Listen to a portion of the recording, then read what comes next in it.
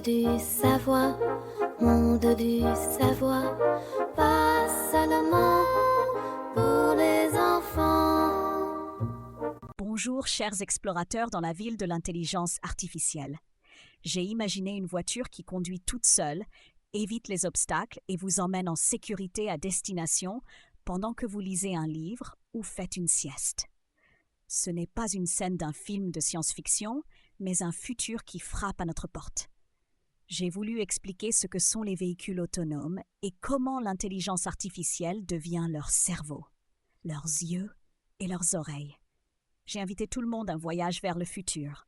À l'amphithéâtre des données, j'ai rencontré Neuroponey et Neurosinge. Neuroponey pensait qu'une voiture autonome était simplement équipée d'un GPS qui donne des ordres très forts et que la voiture suit aveuglément les instructions à gauche, à droite, tout droit. Neurosinge croyait que c'était un véhicule contrôlé par la pensée. Il suffisait de penser à l'endroit où l'on voulait aller et la voiture lisait les ondes du cerveau pour démarrer.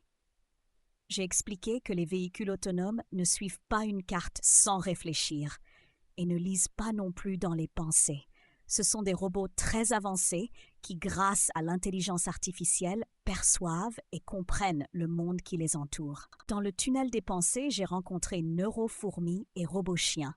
Neurofourmi a raconté que, lorsqu'elle marche en file avec d'autres fourmis, elle garde toujours une distance de sécurité avec celle devant et celle derrière, en réagissant à chaque changement de rythme.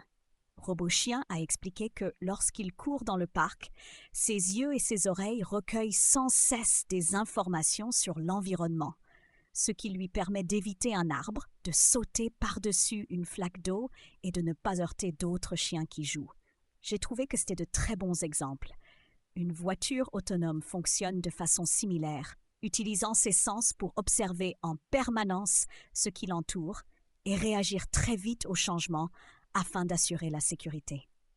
À la base Ecodrone, j'ai rencontré Perroquet Drone et Hérisson Cyber. Je leur ai demandé ce qu'ils savaient sur les véhicules autonomes.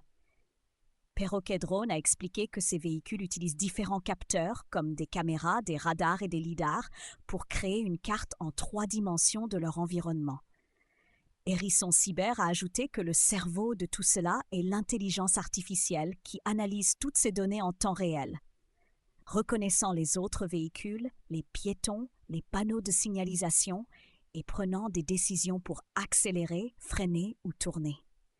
Je les ai félicités pour leur connaissance et j'ai résumé que les véhicules autonomes sont une combinaison de capteurs avancés et d'intelligence artificielle qui apprend, formant ensemble un système capable de conduire tout seul.